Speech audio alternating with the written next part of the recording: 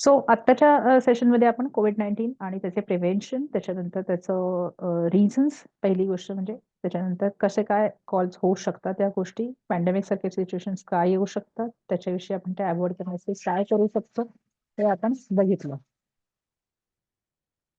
Okay. So आता आपण एक पुढचा हेल्थ इश्यूज आपण बघत आहोत किंवा हेल्थ डिसऑर्डर याच्यात सांगितलेला तो म्हणजे ऑटो इम्युनिटी अँड कॅन्सर. खूप वाईड टॉपिक आहे आणि फार इम्पॉर्टंट आहे नाउअडेज. बरेचसे व्हायरस आय मीन कॅन्सर्स किंवा या ऑटो इम्युनिटी नाही पण कॅन्सरस पॅथॉलॉजीच्या ऑफकोर्स इन्फेक्शियस असतात त्याच्यावर सोल्युशन आहे. पण जे बेसिकली कॅन्सर पॅथॉलॉजी आहे त्याच्यावर it is something called as a self destruction. Auto immunity म्हणजे थोडक्यात सांगते कारण कॅन्सर ही बऱ्याच लोकांना माहिती असतं पण ऑटो इम्युनिटी हा कन्सेप्ट काही लोकांसाठी नवीन असू शकतो की असे अनेक डिसीजेस असतात की जे एक आपल्याकडे एक इम्युनिटी सिस्टीम असते ना ज्याला आपण बॉडी हिलिंग सिस्टीम म्हणतो किंवा आपण जनरली एक असते की इम्युनिटी बेटर असली तर इन्फेक्शन कमी होतात. ओके.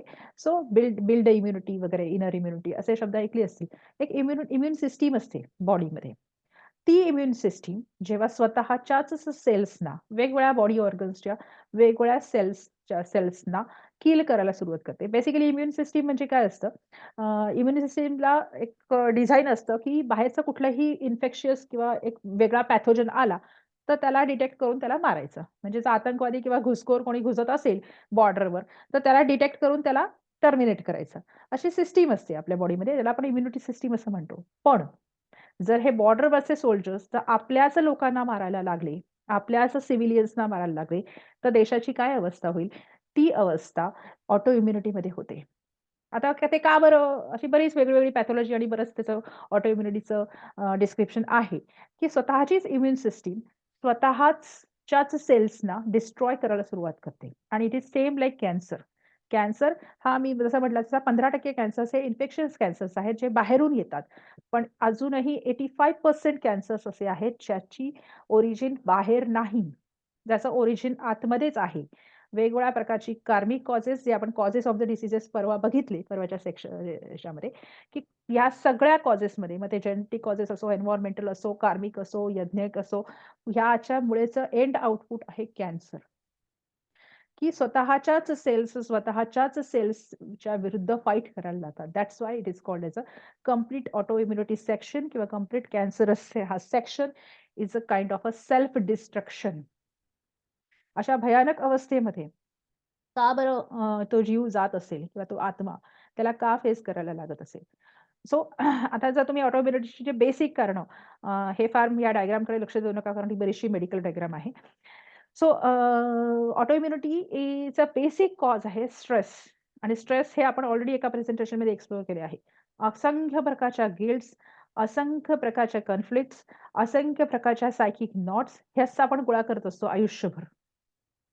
आणि त्या पुढे जाऊन आधी क्रिएट करतात. आधीचे पण कसे सोल्युशन्स हेही आपण परवाच्या प्रेझेंटेशनमध्ये बघितलं, की आधी कशा क्रिएट होतात, आधीवर काय सोल्युशन करायचे ते. सो बेसिक ह्या सगळ्याला गोष्टीला स्ट्रेस असं म्हटलं जातं.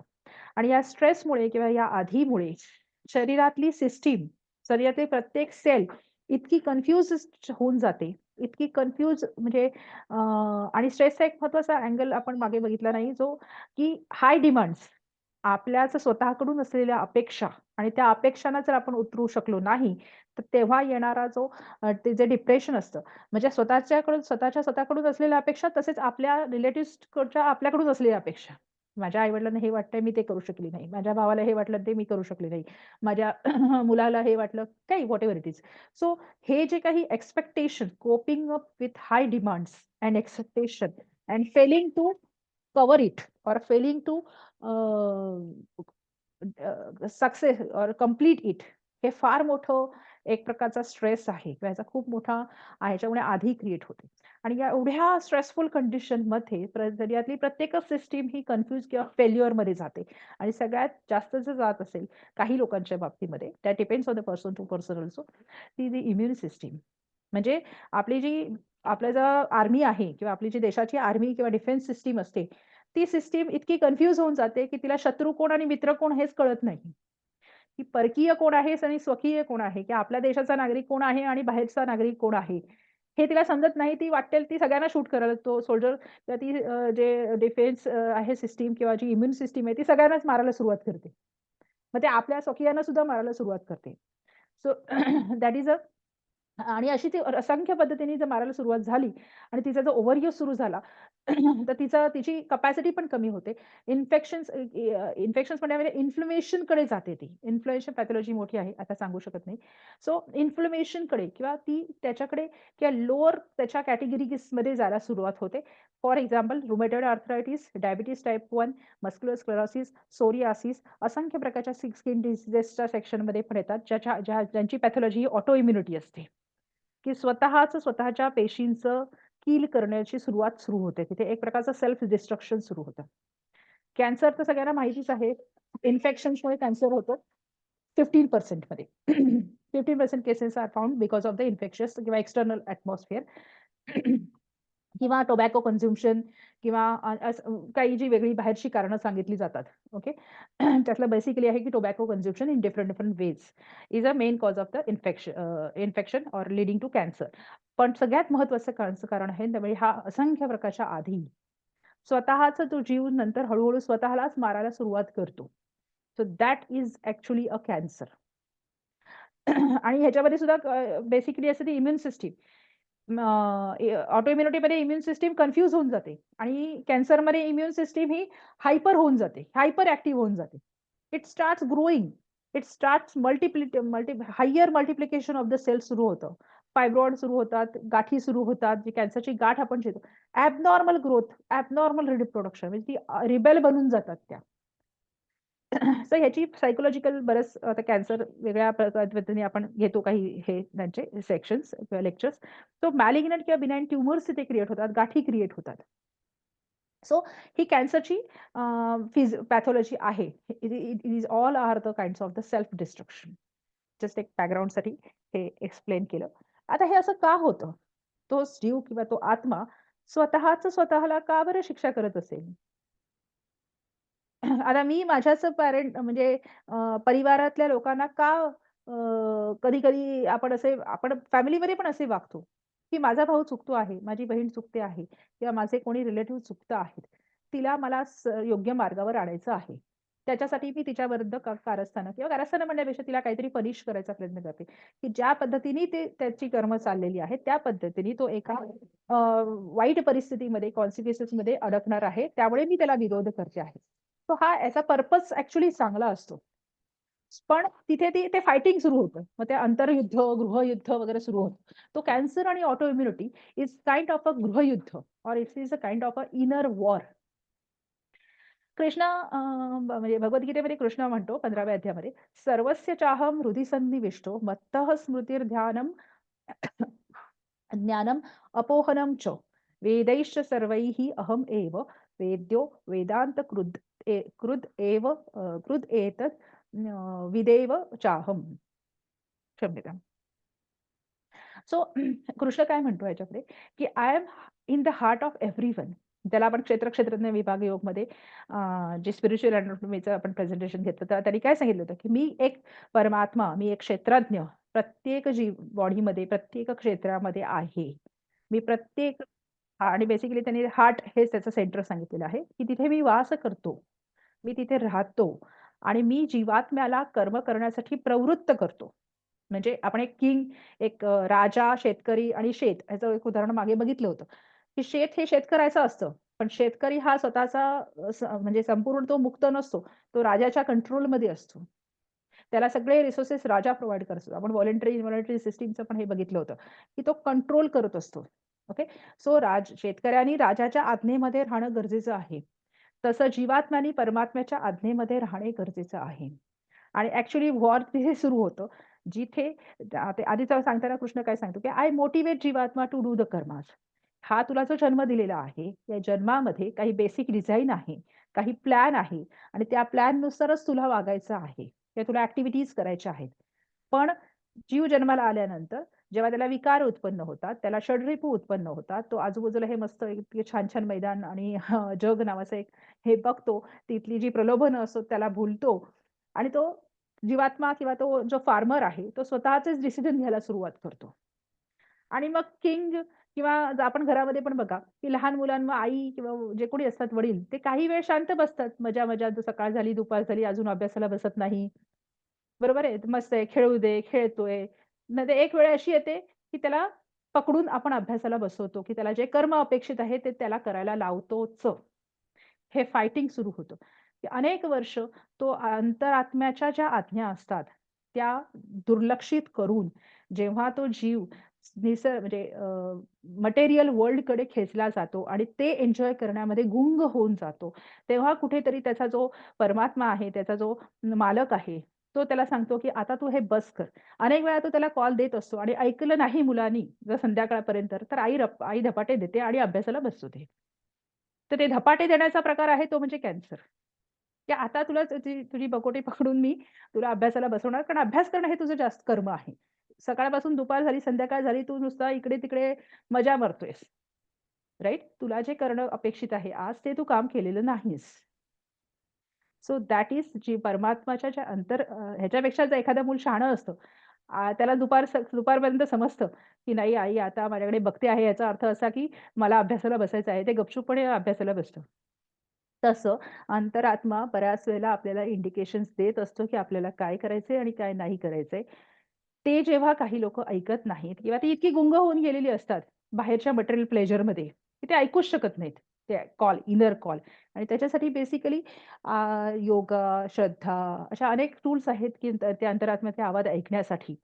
सो ते ऐकायचे असतात आणि त्यानुसारच आपल्याला आपली कर्म करायची आहेत आणि जेव्हा असा बराचसा कालावधी निघून जातो आणि तरी पर्वताला सापडतं, की अरे हा मी ज्याच्यासाठी याचा जन्म झालाय ते करतच नाहीये काम. तेव्हा ते कुठेतरी ऑटो इम्युनिटी आणि कॅन्सर सारख्या पॅथॉलॉजीजमध्ये त्याचं रूपांतर होतं. सो कृष्णा काय म्हणतो या श्लोकामध्ये, की आय गिव्ह स्मृती हं, त्याच्यानंतर विस्मृती. जेवढी रिक्वायर्ड आहे तेवढी स्मृती तुला दिलेली आहे. म्हणजे 5च्या ज्या स्किल्स तू कमवल्या आहेत 5च्या जन्मांमध्ये, त्या तेवढ्याच तुला तुला मी देतो आहे. ज्या गोष्टी तुला गरजेच्या नाहीत या जन्मामध्ये, त्या मी विसरून टाकतो आहे. म्हणजे त्या विस्मृती तुझ्यासाठी क्रिएट केल्या आहेत. तुला जेवढं ज्ञान अपेक्षित आहे, मी जे या जन्माच्या तुझ्या प्लॅनमध्ये, डिझाइनमध्ये, तेवढा तुला ज्ञान पण मी तुला दिलेलं आहे. ह्याच्या सकट तुझा जन्म मी इथे तुला इथे अलाउड केले आहे पृथ्वीवर. So with that smriti, with that vismriti, with that gyana, you just follow my orders and पण आणि तू तुझी जी अलोकेटेड कर्म आहेत ती करत राहा. पण आता ह्याच्यामध्ये गंमत अशी असते, की to to follow this spirituality to listen this inner calls किंवा धिस अंतरात्म्याचा आवाज ऐकणे हे इतकं सोपं नाही आहे. त्याच्यासाठी साधना अपेक्षित आहे. सो वेगवेगळ्या प्रकारच्या साधना करू शकतो मनुष्य. सो ही जी स्पिरिच्युअलिटीकडे जाणे किंवा आत्म्याचा स्पिरिटचा आवाज ऐकणे, लिसनिंग द कॉल ऑफ परमात्मा बाय आत्मन ह्याच्यासाठी आपल्याला अध्यात्म, साधना हे जास्त हेल्प करतं. To follow we need to follow the spirituality to listen this inner calls. आणि इनर म्हणजे मगाशी एकदा एकदा एक प्रश्न विचारला होता, की बुद्धी आणि मन ह्याच्यामध्येच आधी आपल्याला डिस्टिंग्विश करता येत नाहीये. तर अंतरात्मा तर फार लांबची गोष्ट राहिली. पण जर इच्छा असेल, तर नक्कीच एक दिवशी हे साध्य करता येतं. ऑफकोर्स त्याच्यासाठी प्रत्येक गोष्टीसाठी काही ना काहीतरी मेहनत ही घ्यावीच लागणार आहे. सो आत्मन ला फक्त त्याच्या प्लॅननुसार वागण्याची परमिशन आहे. या बॉडी पार्ट्स ज्याच्यावर कंट्रोल त्याला दिलेला आहे. It has a partial freedom and not the complete authority. म्हणजे तुझ्यासाठी जो बेसिक डिव्हाइन प्लॅन केला आहे, त्याच्या बाहेर जायची तुला परमिशन नाही. इट इज द जीवात्मा किंवा जीवात्मा हा it is bound to particular karmas as per the Paramatma's order. जो क्षेत्रज्ञाच्या ऑर्डर प्रमाणे त्याला तुम्ही आता हे कसं आहे माहिती आहे का, की प्रत्येकाचा हा वैयक्तिक अनुभव आहे आणि हे इनर नॉलेज आहे, सब्जेक्टिव्ह नॉलेज आहे. असं कोणी येऊन सांगणार नाहीये किंवा कधी-कधी बाहेरून पण येऊन काही लोकं सांगतात. बाहेरून कृष्ण येऊन तुम्हाला सांगतो, की "तू हे करणं अपेक्षित आहे, ते हे करू नकोस."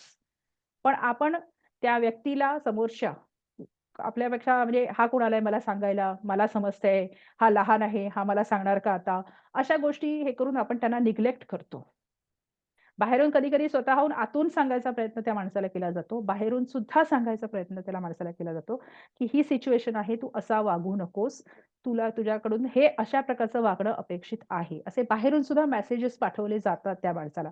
पण तो स्वतःच्या धुंदीमध्ये इतका म्हणजे गर्व असतो ना, मी हुशार आहे, मी बुद्धिमान आहे, मी डॉक्टरेट आहे, मी एक्स आहे, वाय आहे, झेड आहे, माझं एवढं यश आहे. हे मला कशाला सांगायचं? मला समजतंय मला काय करायचं ते. सो ही जी स्वतःवरचा विश्वास किंवा स्वतःचा जी उपाधी असते, त्याच्यामध्ये लोकं इतकी गुंगून केली जातात. त्याच्यामध्ये जी इनर कॉल्स किंवा आउटर कॉल्सना ते रिस्पॉन्ड करत नाहीत. सो त्या कंडिशन्समध्ये ऑटो इम्युनिटी क्रिएट होते किंवा कॅन्सरस पॅथॉलॉजी क्रिएट होते. When if Atman doesn't follow the Paramatma's order that leads to the autoimmunity and cancer. आणि असं काही 1 महिना चालू नसतं. असं अनेक वर्ष चालू असतं. अनेक वर्ष म्हणजे ते लहान मूल जे असतं, ते आईने एकदा बोलावलं, आईने हाक मारलं, आईने कोणाला तरी पाठवलं बोलवायला, तरी त्याचं लक्षच नसतं. तो इतका त्या मजा-मस्तीमध्ये, बाहेरच्या खेळण्यामध्ये गुंग होऊन गेलेला असतो. एखाद्या फार सुंदर काहीतरी बगीच्यात रमलेला असतो. त्याला बरीचशी खेळणी मिळाली असतात खेळायला. तो त्याच्यामध्ये इतका गुंग होऊन जातो, की तो आईकडे त्याचं लक्षच नसतं. मग एक दिवस संध्याकाळपर्यंत आई येणार आणि मग धपाटा पाडून त्याला त्याची जी नियोजित कर्म आहेत त्या दिवसाची ती करायला त्याला भाग पाडते. कारण आईकडे सगळे कंट्रोल्स असतात. परमात्म्याकडे सगळे कंट्रोल्स आहेत. की राजाकडे संपूर्ण प्रत्येक शेतकऱ्याचे राजा इज अल्टिमेट ऑथॉरिटी. तो शेतकऱ्याला त्याच्या शेतामधून पासून निष्कासित पण करू शकतो. आणि दॅट लीड्स म्हणजे हे सगळ्या अशा प्रकारचे जे शिक्षा that's why it is called as a self destruction. त्या शिक्षा आहेत एक प्रकारच्या स्वतःनी स्वतःला दिलेल्या. दुसरा एक प्रकारचा श्लोक आहे भगवद्गीतेमध्ये, की द्वामिमौ पुरुषौ लोके क्षरश्चाक्षर एव च, क्षरः सर्वाणि भूतानि कूटस्थोऽक्षर उच्यते. की 2 टाइपचे पुरुष मी किंवा पुरुष या युनिव्हर्स पुरुष म्हणजे सोल किंवा आत्मा. अ, पुरुष या युनिव्हर्समध्ये कारण पुरुष हा शब्द तिथे वापरलेला आहे. आहेत.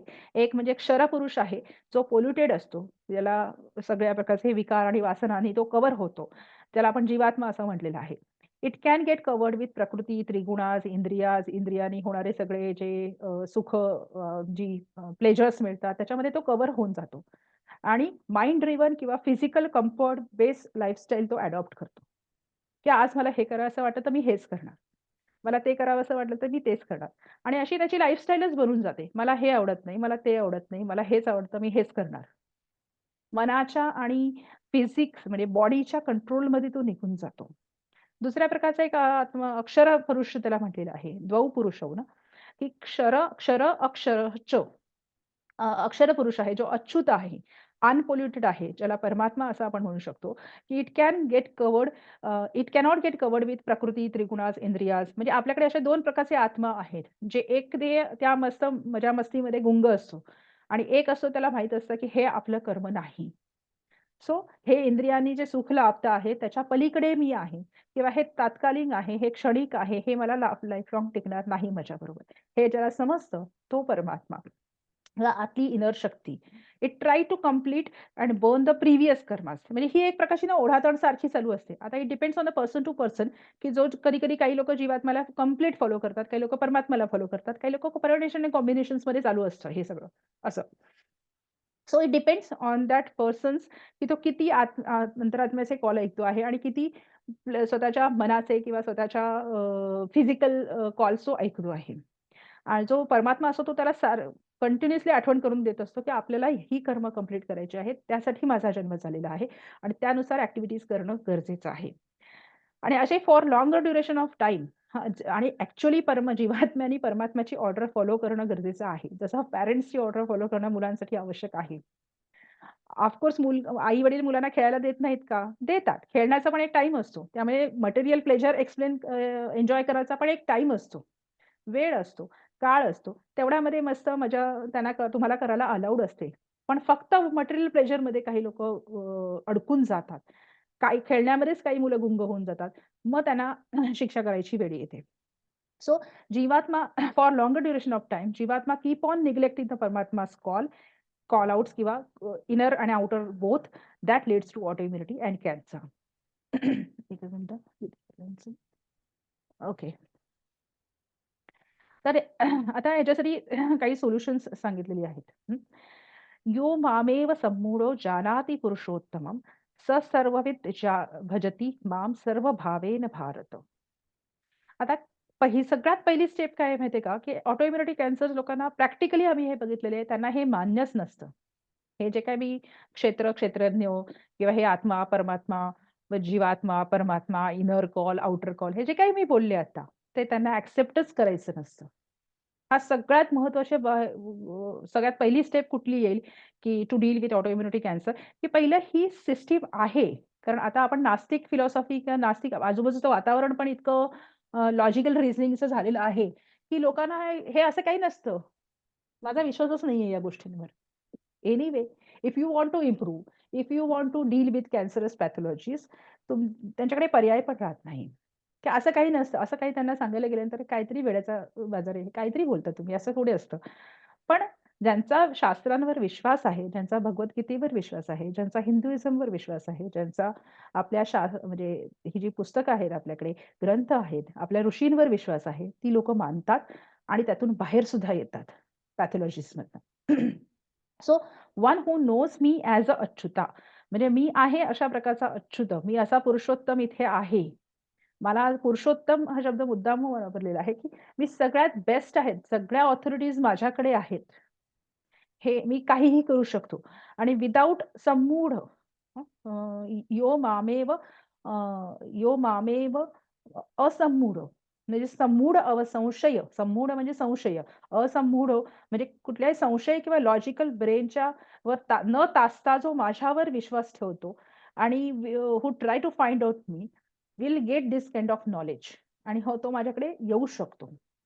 गॉड कॅनॉट बी कारण गॉड ही संकल्पना किंवा ही जी परमात्मा, आत्मा, परमात्मा ह्या संकल्पना आहेत ना, या काही लॉजिकल ब्रेननी म्हणजे नाहीच समजून घेता येणार. These are the matters of feeling. These are the matter of right brain. These are not the matter of left brain.